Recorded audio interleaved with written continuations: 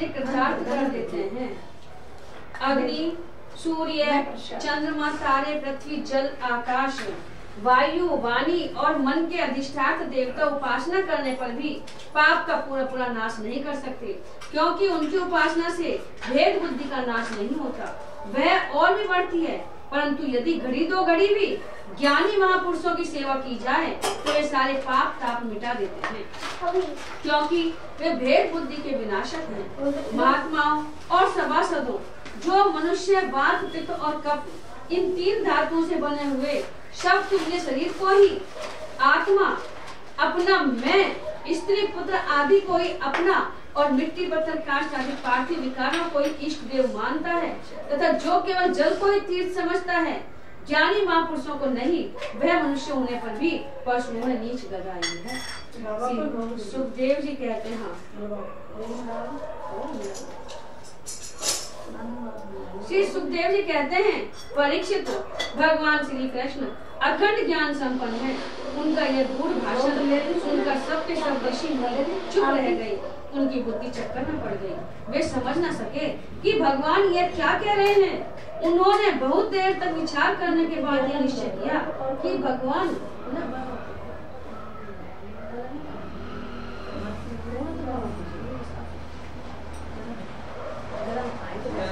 सियाराम भाई साहब,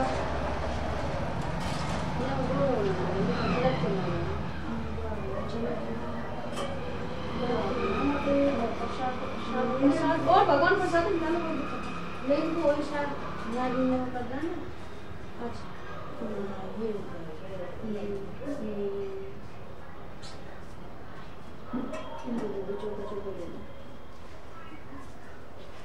उन्होंने बहुत देर तक विचार करने के बाद यह निश्चय किया कि भगवान सर्वेश्वर होने पर भी जो इस प्रकार सामान्य कर्म परतंत्र जीव की भांति व्यवहार कर रहे हैं, यह केवल लोक संग्रह के लिए ही है। ऐसा समझकर मुस्कुराते हुए जगत गुरु भगवान श्री कृष्ण से कहने लगे। मुनियों ने कहा, भगवान आपकी माया से प्रजापतियों के अधीश्वर मरीचि आदि तथा बड़े बड़े तत्वज्ञानी हम लोग मोहित हो रहे हैं। आप स्वयं ईश्वर होते हुए मनुष्य की चेष्टा से आपने अपने को छिपाए रखकर जीव की भांति आचरण करते हैं। भगवान सचमुच आपकी लीला अत्यंत विचित्र है, परम आश्चर्यमयी है। जैसे पृथ्वी अपने विकारों, वृक्ष, पत्थर, घट आदि के द्वारा बहुत से नाम और रूप ग्रहण कर लेती है, वास्तव में वह एक ही है, वैसे आप एक और चेष्टाहीन होने पर भी अनेक रूप धारण कर लेते हैं और अपने आप से ही इस जगत की रचना, रक्षा और संहार करते हैं।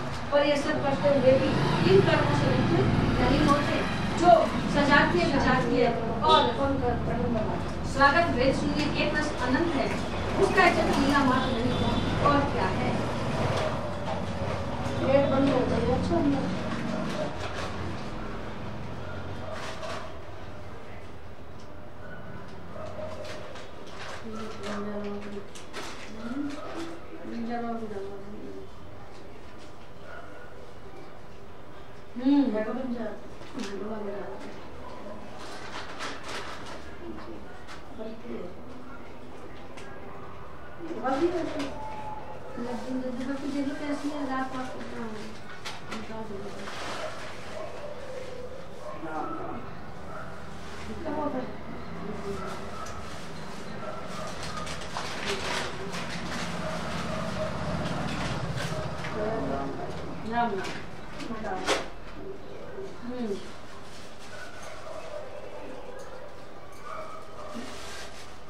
जो सजाती विजाती और स्वर्ग भेद शून्य एक रस अनंत है, उसका चत लीला मात्र नहीं तो और क्या है। धन्य आपकी लीला भगवान। यद्यपि आप प्रकृति से परे स्वयं पर ब्रह्म परमात्मा है, तथापि समय समय पर भक्तजनों की रक्षा और दुष्टों का दमन करने के लिए विशुद्ध सत्यमय श्री विग्रह प्रकट करते हैं और अपनी लीला के द्वारा सनातन वैदिक मार्ग की रक्षा करते हैं, क्योंकि सभी वर्णों और आश्रमों के रूप में आप स्वयं ही प्रकट हैं। भगवान, वेद आपका विशुद्ध हृदय है। तपस्या, स्वाध्याय, धारणा, ध्यान और समाधि के द्वारा उसी में आपके साकार निराकार रूप और दोनों के अधिष्ठान रूप परब्रह्म परमात्मा का साक्षात्कार होता है।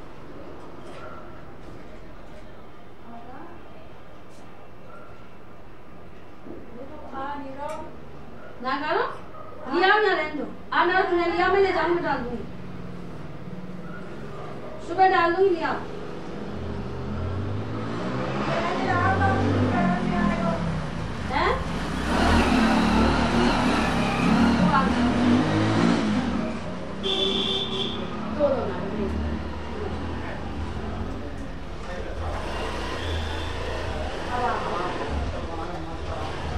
खाना वाना दिया दाने देती हूँ ले बेटा या ले जा वैसे ले जा। भगवान वेद आपका विशुद्ध हृदय तपस्या स्वाध्याय धारणा ध्यान और समाधि के द्वारा उसी में आपके साकार निराकार रूप और दोनों के अधिष्ठान स्वरूप परब्रह्म परमात्मा का साक्षात्कार होता है। परमात्मा पानी डालते चलो जाए। ब्राह्मण ही वेदों के आधारभूत है, आपके स्वरूप की उपलब्धि के स्थान है। इसी से आप ब्राह्मणों का सम्मान करते हैं और इसी से आप ब्राह्मण भक्तों में अग्रगण्य भी हैं। आप सर्वविध कल्याण साधनों की चरम सीमा है और संत पुरुषों की एकमात्र गति है। आपसे मिलकर आज हमारे जन्म विद्या तप और ज्ञान सफल हो गए। वास्तव में सबके परम फल आप ही हैं। प्रभु आपका ज्ञान अनंत है। आप शुभ सच्चिदानंद स्वरूप परब्रह्म परमात्मा भगवान है। आपने अपनी अचिंत्य शक्ति योग माया के द्वारा अपनी महिमा छिपा रखी है। हम आपको नमस्कार करते हैं। ये सभा में बैठे हुए राजा लोग और दूसरों की तो बात ही क्या, स्वयं आपके साथ आहार विहार करने वाले रघुवंशी लोग भी आपको वास्तव में नहीं जानते, क्योंकि आपने अपने स्वरूप को चल भाई चलो अब चलो जाओ अब चलो मिल गया आपको प्रसाद, चलो चीटा दे दो 1-2-4 रूप को जो सबका आत्मा जगत का अधिकरण और नियंता है, माया के पर्दे से ढक रखा है। जब मनुष्य स्वप्न देखने लगता है उस समय स्वप्न के मिथ्या पदार्थों को ही सत्य समझ लेता है और नाम मात्र की इंद्रियों से प्रतीत होने वाले अपने स्वप्न शरीर को ही वास्तविक शरीर मान चल देगा। प्रसाद दे दे। अच्छा वास्तविक शरीर मान बैठता है। मैं तो कर रही हूँ गनाई दिन हो गया लेट ऑफ लो।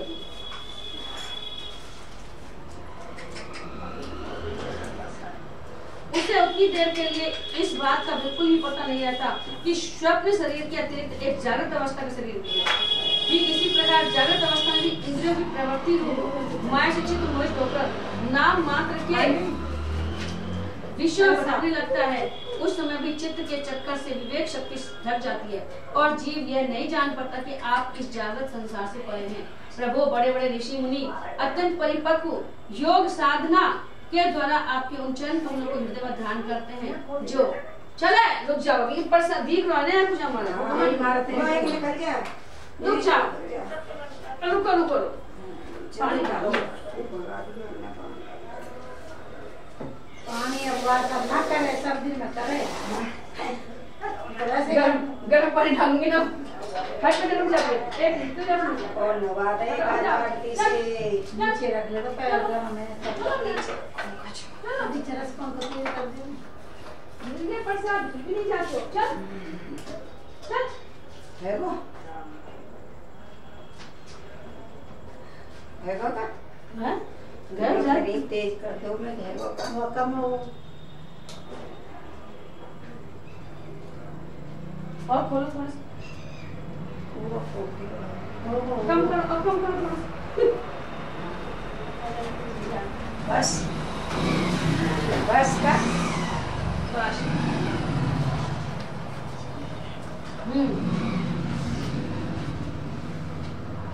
जागृत अवस्था में इंद्रियों की प्रवृत्ति माया से चित्त मोहित होकर नाम मात्र के विषयों में भटकने लगता है। उस समय भी चित्त के चक्कर से विवेक शक्ति ढक जाती है और जीव यह नहीं जान पाता कि आप इस जागृत संसार से परे हैं। प्रभु बड़े बड़े ऋषि मुनि अत्यंत परिपक्व योग साधना के द्वारा आपके चरण कमलों को हृदय में धारण करते हैं, जो समस्त पाप राशि को नष्ट करने वाले गंगा जल के भी आश्रय स्थान है। ये बड़े सौभाग्य की बात है कि आज हमें उन्हीं का दर्शन हुआ है। प्रभु हम आपके भक्त हैं, आप हम पर अनुग्रह कीजिए, क्योंकि आपके परम पद की प्राप्ति उन्हीं लोगों को होती है जिनका लिंग शरीर रूप जीव कोश आपकी उत्कृष्ट भक्ति के द्वारा नष्ट हो जाता है। यानी भक्ति के द्वारा अपना लिंग शरीर नष्ट करना, ये नहीं कि मैं स्त्री हूँ मैं पुरुष हूँ। हाँ ना परमात्मा है बस, कुछ नहीं है, ना मैं स्त्री हूँ ना पुरुष हूँ ना शरीर हूँ ना जड़ हूँ ना चेतन हूँ, केवल आप ही आप हो।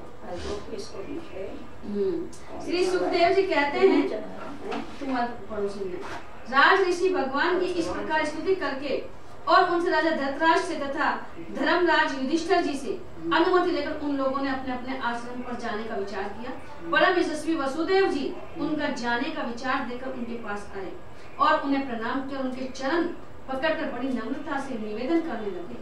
वसुदेव जी ने कहा, ऋषियों, आप लोग सर्वदेव स्वरूप हैं। उन्होंने कहा है कि जल ही तीर्थ नहीं है, तीर्थ संत लोग हैं। संत भगवान जो तीर्थ हैं उनसे ही हम दर्शन मात्र से वो कृतार्थ कर देते हैं, और उनसे ये जो लिंग शरीर या तेरा मेरा आया इन सबसे ऊपर से ऊपर चलते हैं। मैं आप लोगों को नमस्कार करता हूँ, आप लोग कृपा करके मेरी प्रार्थना सुन लीजिए। वह यह कि जिन कर्मों के अनुष्ठान से कर्मों और कर्म वासनाओं का आत्यंतिक नाश मोक्ष हो जाए, उनका आप मुझे उपदेश कीजिए। मतलब ऐसा कौन सा कर्म करें, कौन सा अनुष्ठान करें जिनसे हमें मोक्ष मिल जाए, मतलब इच्छा रहित हो जाए। संसार में बहुत पास रहना मनुष्यों के अनादर का कारण हुआ करता है। जो पास हो कोई वैल्यू ना है, कोई कीमत ना है, दूर बड़ा ज्यादा कराए उल्टा। और देखते हैं गंगा तट पर रहने वाले पुरुष गंगा जल छोड़कर अपनी शुद्धि के लिए दूसरे तीर्थ में जाते हैं। जो गंगा किनारे रहना है वो दूसरी जगह जावे। श्री कृष्ण की अनुभूति समय के फेर से होने वाली जगत की सृष्टि, स्थिति और प्रलय से मिटने वाली नहीं है। वह स्वतः किसी दूसरे निमित्त से, गुणों से और किसी से भी छीन नहीं होती। उनका ज्ञान में स्वरूप अविद्या, राग, द्वेष आदि क्लेश, पुण्य पाप में कर्म, सुख दुख आदि कर्म फल तथा सर्प आदि गुणों के प्रभाव से खंडित नहीं है। वे स्वयं अद्वितीय परमात्मा है। जब वे अपने को अपनी ही शक्तियों, प्राण आदि से ढक लेते हैं, तब मूर्ख लोग ऐसा समझते कि वे ढक गए, जैसे बादल, कोहरा या ग्रहण के द्वारा अपने नेत्रों के ढक जाने पर सूर्य को ढका हुआ मान लेते हैं। परीक्षित, इसके बाद ऋषि ने भगवान श्री कृष्ण बलराम जी अन्य राजा के सामने ही वसुदेव जी को संबोधित करके कहा, कर्मों के द्वारा कर्म वासनाओं और कर्म फलों का आत्यंतिक नाश करने का सबसे अच्छा उपाय यह है कि यज्ञ आदि के द्वारा समस्त यज्ञों के अधिपति भगवान विष्णु की श्रद्धा पूर्वक आराधना करें। त्रिकालदर्शी ज्ञानियों ने शास्त्र दृष्टि से यही चित्त की शांति का उपाय, सुगम मोक्ष साधन और चित्त में आनंद का उल्लास करने वाला धर्म बतलाया है। अपने न्यायोचित धन के से श्रद्धा पूर्वक पुरुषोत्तम भगवान की आराधना करना ही द्विजाति, ब्राह्मण, क्षत्रिय और वैश्य ग्रस्त के लिए परम कल्याण का मार्ग है। वसुदेव जी, विचारवान पुरुष को चाहिए कि यज्ञ, दान आदि के द्वारा धन की इच्छा को, ग्रस्तोचित भोगों द्वारा स्त्री पुत्र की इच्छा को और काल क्रम से स्वर्ग आदि भोग भी नष्ट हो जाते हैं। इस विचार से लोकेशना को त्याग दे। इस प्रकार धीर पुरुष घर में रहते हुए तीनों प्रकार की ऐशनाओं, इच्छाओं को परित्याग करके तपोवन का रास्ता लिया करते थे। समर्थ वसुदेव जी, ब्राह्मण, क्षत्रिय और वैश्य, ये तीनों देवता ऋषि और पितरों का ऋण लेकर ही पैदा होते हैं। इनके ऋणों से छुटकारा मिलता है यज्ञ, अध्ययन और संतानोत्पत्ति से। इनसे ऋण हुए बिना ही जो संसार का त्याग करता है उसका पतन हो जाता है। परम बुद्धिमान वसुदेव जी, आप अब तक ऋषि और पितरों के ऋण से तो मुक्त हो चुके हैं, अब यज्ञों के द्वारा देवताओं का ऋण चुका दीजिए और इस प्रकार उसे ऋण होकर ग्रह त्याग कीजिए, भगवान की शरण हो जाइए। वसुदेव जी, आपने अवश्य एक परम भक्ति से जगदीश्वर भगवान की आराधना की है, तभी तो वे आप दोनों के पुत्र हुए हैं। श्री सुखदेव जी कहते हैं, परीक्षित, परम मनस्वी वसुदेव जी ने ऋषियों की यह बात सुनकर उनके चरणों में सिर रखकर प्रणाम किया, उन्हें प्रसन्न किया और यज्ञ के लिए ऋत्विजों के रूप में उनका वरण कर दिया। राजन, जब इस प्रकार वसुदेव ने ध्यान पूर्वक ऋषियों को वरण कर लिया, तब उन्होंने पुण्य क्षेत्र कुरुक्षेत्र में परम धार्मिक वसुदेव जी के द्वारा उत्तमोत्तम सामग्री से युक्त यज्ञ करवाए।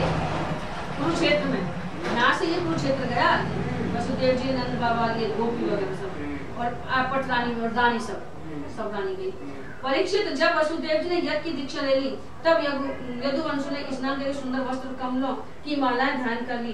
राजा लोग वस्त्राभूषण से खूब सुसज्जित हो गए। वसुदेव जी की पत्नियों ने सुंदर वस्त्र, अंगराग और सोने के हारों से अपने को सजा लिया और फिर वे सब बड़े आनंद से अपने अपने हाथों में मांगलिक सामग्री लेकर यज्ञशाला में आई। उस समय मृदंग, पखावज, शंख, ढोल, नगारे आदि बाजे बजने लगे। नट और नर्तकियां नाचने लगी, सूत और मागध की स्तुति गान करने लगे।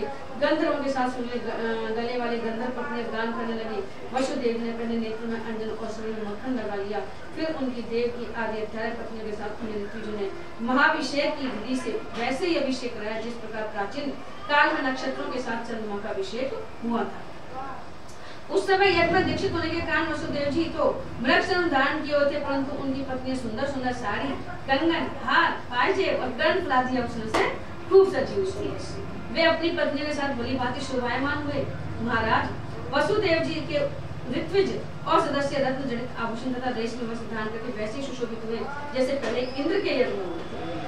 उस समय भगवान श्री कृष्ण और बलराम जी अपने भाई बंधु और स्त्री पुत्रों के साथ इस प्रकार शोभायमान हुए जैसे अपनी शक्तियों के साथ समस्त जीवों के ईश्वर भगवान समस्त राक्षसी जीवों के अभिमानी श्री संकर्षण तथा अपने विशुद्ध नारायण स्वरूप में शोभायमान होते हैं। वसुदेव ने प्रत्येक दिन में ज्योतिषोम दर्श पूर्णमास आदि प्राकृत यज्ञों, सौर शस्त्रादि वैकृत यज्ञों और अग्निहोत्र आदि अन्य यज्ञों के द्वारा द्रव्य क्रिया और उनके ज्ञान के मंत्रों के स्वामी विष्णु भगवान की आराधना की। इसके बाद उन्होंने उचित समय ऋतुजों को वस्त्र अलंकार सुसज्जित किया और शास्त्र के अनुसार बहुत सी दक्षिणा तथा प्रचुर धन के साथ अलंकृत गोएं, पृथ्वी और सुंदरी कन्याएं दी। इसके बाद महर्षियों ने पत्नी संयाज नामक यज्ञांग और अव्रत स्नान अर्थात यज्ञांत स्नान संबंधी अवशेष कर्म कराकर वसुदेव जी को आगे करके परशुराम जी के बनाए हुए हृद में राम हृद में स्नान किया। स्नान करने के बाद वसुदेव जी और उनकी पत्नियों ने बंदी जनों को अपने सारे वस्त्र इतनी पत्नी ना इतनी नहीं पर हाई 5-8-7 दिशा रोहिणी और ये तो ही 7-8 पत्नी। शुभ नए वस्त्रों से सुसज्जित होकर उन्होंने ब्राह्मणों से लेकर कुत्तों तक को भोजन कराया। तंत्र अपने भाई बंधुओं, उनके स्त्री पुत्र तथा विदर्भ, कौशल, कुरु, काशी, केकय और संजय आदि देशों के राजाओं, सदस्यों, ऋत्विजों, देवताओं, मनुष्यों, भूतों, पितरों, चारणों को विदाई के रूप में बहुत सी भेंट देकर सम्मानित किया। वे लोग लक्ष्मीपति भगवान श्री कृष्ण की अनुमति लेकर यज्ञ की प्रशंसा करते हुए अपने अपने घर चले गए। परीक्षित उस समय राजा धृतराष्ट्र, विदुर, युधिष्ठिर, भीम, अर्जुन, भीष्म पितामह, द्रोणाचार्य, कुंती, नकुल, सहदेव, नारद, भगवान व्यासदेव तथा दूसरे स्वजन संबंधी और बांधव अपने हितैषी बंधु यादवों को छोड़कर जाने में अत्यंत विरह व्यथा का अनुभव करने लगी। भगवान को छोड़कर कौन जाओ चाहे तो जाने तो विरह व्यथा होगी। उन्होंने अत्यंत स्नेहाद्र चित्त से यदुवंश का आलिंगन किया और बड़ी कठिनाई से किसी प्रकार अपने देश को गए। दूसरे लोग भी इनके साथ ही वहां से रवाना हो गए। परीक्षित भगवान श्री बलराम जी, श्री कृष्ण तथा कृष्ण आदि ने नंद बाबा एवं अन्य सब लोगों की बहुत बड़ी बड़ी सामग्री से पूजा अर्चना की और उनका सत्कार किया। वे प्रेम परवश होकर बहुत दिनों तक वहीं रहे। वसुदेव जी अनायास से अपने बहुत बड़े उन्नत का महासागर पार कर गए। उनके आनंद की सीमा नहीं थी। सभी आत्मीय स्वजन उनके साथ थे। उन्होंने नंद बाबा का हाथ पकड़कर कहा, वसुदेव जी ने कहा, भाई जी, भगवान ने मनुष्यों के लिए बहुत बड़ा बंधन बना दिया है। उस बंधन का नाम है स्नेह, प्रेम, पाश। प्रेम में बंध जाने जब कोई जाता है तो दुख होता है। मैं तो ऐसा समझता हूँ कि बड़े बड़े शूरवीर और योगी यति भी उसे तोड़ने में असमर्थ हैं। आपने हम कृतज्ञों के प्रति अनुपम मित्रता का व्यवहार किया है। क्यों न हो आप सभी के संत शिरोमणियों का तो ऐसा स्वभाव ही होता है। हम इसका कभी बदला नहीं चुका सकते, आपको इसका कोई फल नहीं दे सकते, फिर भी हमारी ये मैत्री संबंध कभी टूटने वाला नहीं है। आप इसको सदा निभाते रहेंगे। भाई जी, पहले तो बंदी गृह में बंद होने के कारण हम आपका कुछ भी प्रिय और हित न कर सके। अब हमारी यह दशा हो रही है कि हम धन संपत्ति के नशे से श्रीमत से अंधे हो रहे हैं। आप हमारे सामने हैं तो भी हम आपकी ओर नहीं देख पाते। दूसरों को सम्मान देकर शुभ सम्मान न चाहने वाले भाई जी, जो कल्याण कामी है उसे राज्य लक्ष्मी न मिले, इसी में उसका भला है। जो कल्याण करता है परोपकार करता है। वासुदेव से वसुदेव जी करा नंद बाबा सु, हाँ वसुदेव जी नंद बाबा भाई, तुमने कृष्ण को पालो ने तो तुमने मैं मित्र हूँ, मैं जब तो जेल में बंद हो और अब हूँ तो अब मैं मद में अंध हो रहा हूँ तो मैं आपकी सेवा कुछ नहीं कर सकता।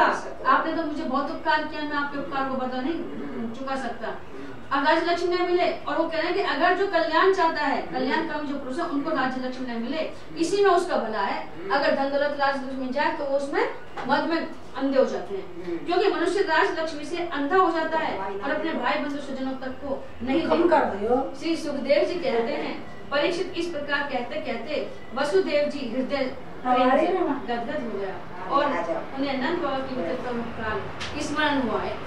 उनके नेत्रों में प्रेमाश्रु रोने लगे। नंद जी अपने सखा वसुदेव जी को प्रसन्न करने के लिए हे भगवान श्री कृष्ण बलराम प्रेम पास में बनकर आज कल करते करते 3 महीने तक बन गए। आज जाऊं कल जाऊं आज जाऊं तो प्रेम पास में 3 महीने बने। यदुवंश ने जीव वर्ग का सम्मान किया।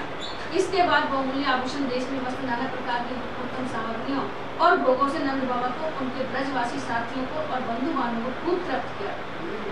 वसुदेव जी, उग्रसेन, श्री कृष्ण, बलराम, उद्धव आदि यदुवंश ने अलग अलग उन्हें अनेकों प्रकार की भेंटें दी।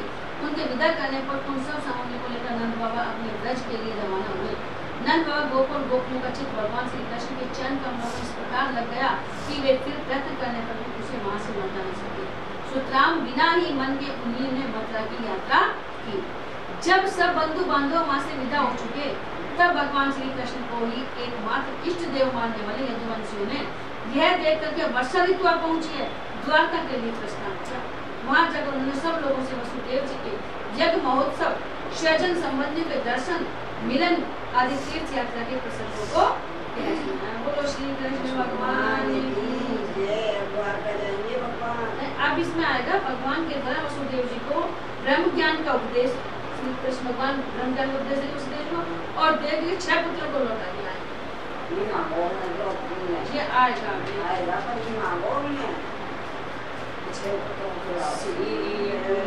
चरण सरोज रज निज मनु मुकुर सुधार, बरनउँ रघुबर विमल जसु, जो दायक फल चार, वो दीन तन जानेगे, सुमिरो पवन कुमार, बल बुद्धि विद्या देहु, मोहि हरहु कलेश विकार। जय हनुमान ज्ञान गुण सागर, जय कपीश लोगे उजागर, राम दूत अतुलित बल धामा, अंजन पुत्र पवन सुत नामा, महावीर विक्रम बजरंगी, सुमित निवार सुमति के संगी, कंचन वरन विराज सुबेसा,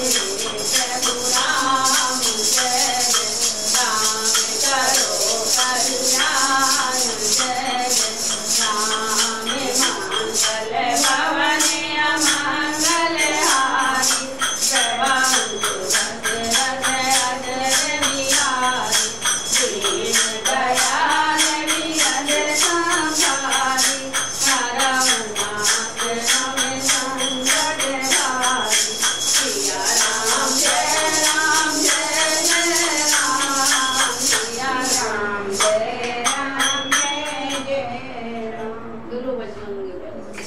सभी का भला करो भगवान, सब पर दया करो भगवान, सभी में कष्ट हरो भगवान, सभी के अवगुण दूर करो भगवान, सभी को सद्गुण देओ भगवान, सभी को सद्बुद्धि देओ भगवान, सभी में आप रहो भगवान, सभी का भला करो भगवान। प्रभु निज दिन यही है साधना का दर करुण मन की, जहाँ भी हो वहीं से लेते रहना सुध दुखी जन की। दया मैं आप जैसा को शुभ चिंतक हमारा है, कृपालु आप जैसा कौन हित चिंतक हमारा है। तुम्हारे दीन दासों को तुम्हारा ही सहारा है, तुम्हारे दीन दासों को तुम्हारा ही सहारा है। ओम राम जय जय राम, श्री राम जय राम, जय जय राम। ओम राम जय राम, जय जय राम, श्री राम जय राम, जय